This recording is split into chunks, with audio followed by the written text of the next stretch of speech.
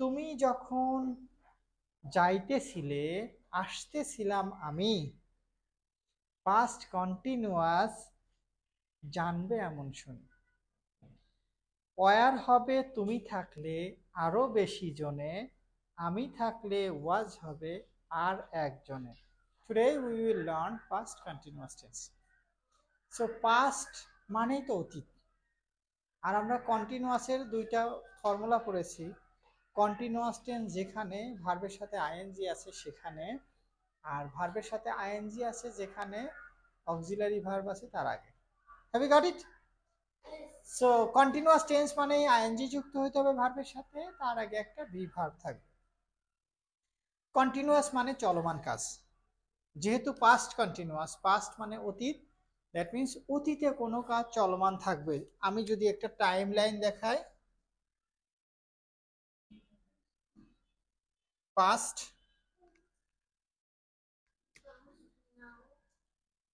নাও, future. So now means এখন 5টা বাজে, এর আগে কোনো এক সময়, সেটা 4:30 হতে পারে, যে কোনো সময় হতে পারে, এখন থেকে আগে কোনো একটা কাজ একটু ডিউরেশন নিয়ে সম্পাদিত হয়েছে। যেমন আমি যদি রুদবাকে বলি, রুদবা আমি রাত্রে তোমাকে ফোন দিয়েছিলাম, তুমি রিসিভ করনি, কেন রিসিভ করনি? রুদবা বলল আমি তখন ঘুমাইতেছিলাম, তাই না, একটা পিরিয়ডে। সো সেটা যে কোনো সময় হতে পারে, অতীতকালে। সো পাস্ট মানেই অতীত, আর কন্টিনিউয়াস মানে চলমান। অতীতকালে কোনো কাজ কিছুক্ষণ ধরে চলছিল, যেমন আমি একটু আগে আসিতেছিলাম, আমি বিএলসিতে আসিতেছিলাম, তাই না? সো যেই অতীতকালের কোনো কাজ কিছু সময় ধরে সম্পাদিত হচ্ছিল এরকম বোঝাইলে আমরা সেটাকে বলবো পাস্ট কন্টিনিউয়াস টেন্স। এটা আবার বাংলা ক্রিয়া শেষে, যেহেতু আমরা অধিকাংশই বাংলা ভার্সনের স্টুডেন্ট, সো বাংলা ক্রিয়া শেষে তেছিল, তেছিলাম, তেছিলেন ইত্যাদি থাকে। যেমন আমি আসিতেছিলাম, তিনি ঘুমাইতেছিল, রোদবা খাইতেছিল, আর বগুড়ার ভাষায় আসিচ্ছিল। ঠিক আছে? সো তেছিল, তেছিলাম, তেছিলে থাকে। এটা আবার যদি আমি একটু একটু ছন্দ আকারে কেমিস্ট্রি দিয়ে বলি, শুধু ক্রিয়ার শেষে দেখবে কি রকম তেছিল তেছিলে থাকে, যে এটা কিভাবে বুঝবে? তুমি যখন যাইতেছিলে আসতেছিলাম আমি, পাস্ট কন্টিনিউয়াস জানবে এমন শুনি। ওয়ার হবে তুমি থাকলে আরো বেশি জনে, আমি থাকলে ওয়াজ হবে আর একজনে। Have you got it? So কন্টিনিউয়াসের যে ফর্মুলা ছিল সেটা হচ্ছে কন্টিনিউয়াস টেন্স যেখানে ভার্বের সাথে আইএনজি আছে সেখানে, আর ভার্বের সাথে যেখানে আইএনজি হবে তার আগে একটা ভি ভার্ব থাকবে অ্যাজ এ অক্সিলারি ভার্ব হিসেবে। Have you got it? Yes. Have you got it? Yes. So how to make a sentence by using past continuous tense? So বাক্য তৈরির ক্ষেত্রে আমাদের প্রথম দরকার সাবজেক্ট। এটা নরমালি, এটা শুধু টেন্সের ক্ষেত্রে না। তারপরে একটা ভার্ব দরকার, দেন অবজেক্ট দরকার, তাই তো? সাবজেক্ট কে কে আছে? যেমন আই, উই, ইউ, দে, আর দুইজনের নাম লিখলাম, আর ইউটি বি এ and Bachchan. He, she, it, আর একজনের নাম দিলাম, একজনের নাম দেবো সে নিহাল। এক নামে দুইজনের কভার করা যাবে। ওকে, এখন আমরা ভার্ব লিখি। একটা ভার্ব বলো Rutba. Play cricket, study books, you draw picture, write কি লিখছো, লেটার, eat rice, একটা ভার্ব খাট। খাট কি পেপা না চুল কাটিছিলে? Paper. Okay Hanzala. Walk. Walk in the morning. In that morning. Okay. Anyone else? Run. Good. Run fast. Next. Throw. Throw. Okay. Throw. Throw কি ফেলেছো? Garbage. ময়লা আবর্জনা। ওকে, আমি আর একটা ওয়ার্ড দিলাম, সেটা হচ্ছে টাই। TIE। টাই। টাই মানে বাধা। তো সাবজেক্ট ভার্ব অবজেক্ট এটা হচ্ছে simple present tense. Past tense হইতে গেলে আমাদের যে ফর্মুলা আমরা শিখলাম সেটা হচ্ছে ভার্বের শেষে আইএনজি হইতে হবে। Have you got it? Past continuous tense মানে আইএনজি। তো আইএনজি দিয়ে দিলাম। প্লে সাথে প্লেইং, স্টাডিং, ড্রয়িং। যদি কোনো ওয়ার্ডের শেষে ই থাকে আইএনজি হওয়ার সময় সেই ইটা বাদ যাবে, তারপরে আইএনজি হবে। রাইটিং, ইটিং, খাট। যদি কোনো ওয়ার্ড সিবিসি প্যাটার্ন ফলো করে, সিবিসি মানে কনসোনেন্ট ভাওয়েল কনসোনেন্ট, তাহলে লাস্টের কনসোনেন্টটা ডাবল হবে। Consonant vowel consonant. Cutting, walking, run CBC pattern follow করে, তাহলে এটা ডাবল এন হবে। থ্রোয়িং। এখন টাইটা কেন দিলাম? যদি কোনো ওয়ার্ডের শেষে আই ই থাকে, যেমন ঠাই, লাই, ডাই, আই ই থাকলে গুড, আই ই বাদ দিয়ে ওয়াই যাবে। যেমন ঠাই আছে, তো এই আইটা বাদ দিয়ে আমি কি দিব? TYING। যেমন LI lie, lying, die, dying. Have you got it? Good.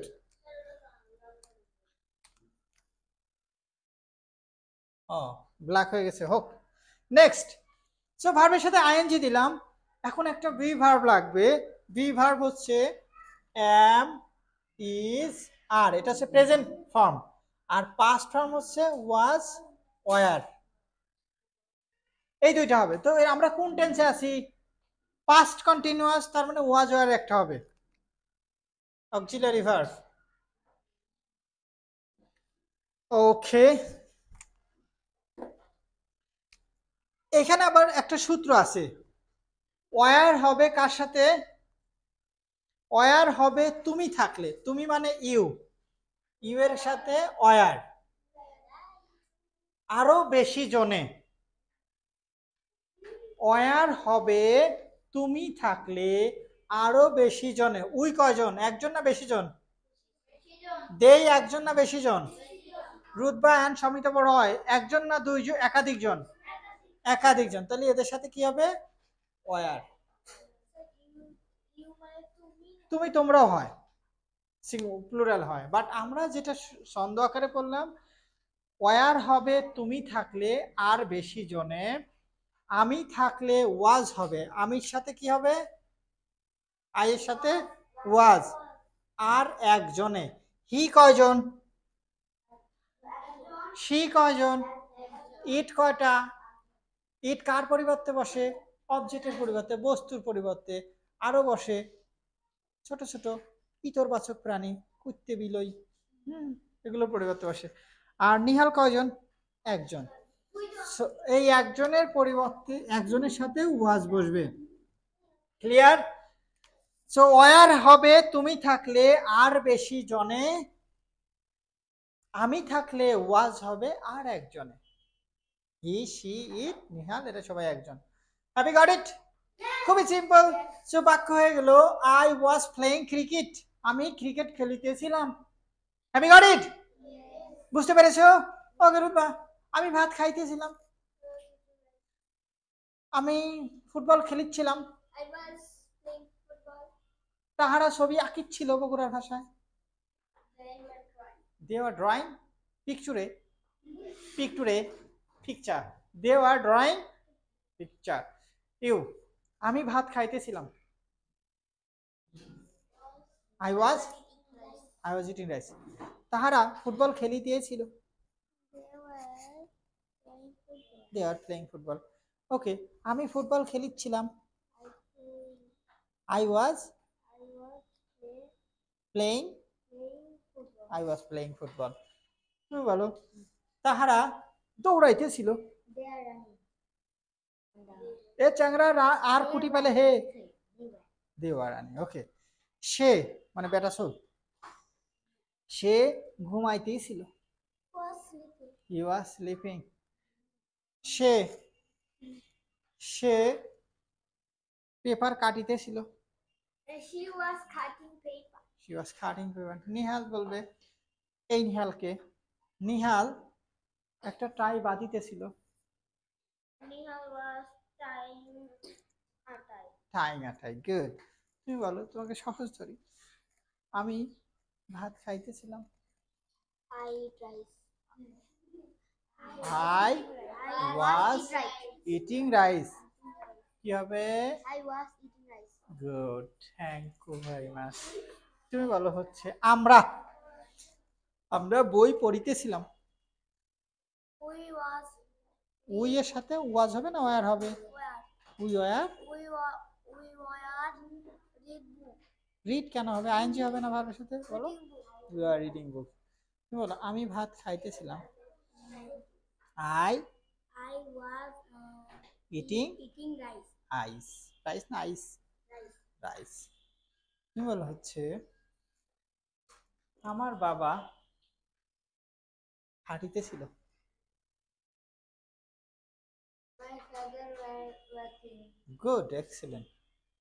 তুমি বলো হচ্ছে আমি ঘুমাইতেছিলাম। I was sleeping. sleeping. তুমি বলো, আমি নাচতেছিলাম। I was O my god, ও মা গো মা। আমি বই পড়িতেছিলাম। I was reading books. Good, excellent, thank you very much. Have you got it? কারো কোনো কোশ্চেন আছে? কারো কোশ্চেন আছে? Do you have any questions? Okay, এখন আমরা এটা নেগেটিভ করব। নেগেটিভ করতে গেলে do not, does not, did not, not, কোনটা বসবে? হ্যাঁ, নো, নট বসবে, do not, did not, does not, কোনটা বসবে? Does not, don't, does not, don't, don't. Okay, এই তুমি এদিকে আসো চ্যাংড়া, শোনো,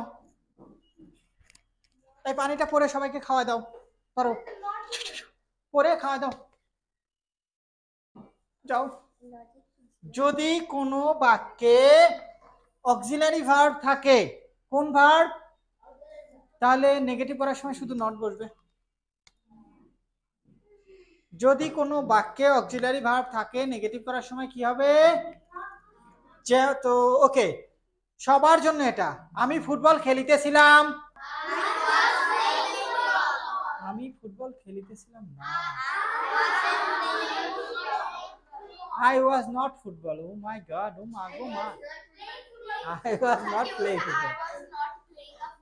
I was not playing football. Have you got it? Yeah. Do you have any questions? No.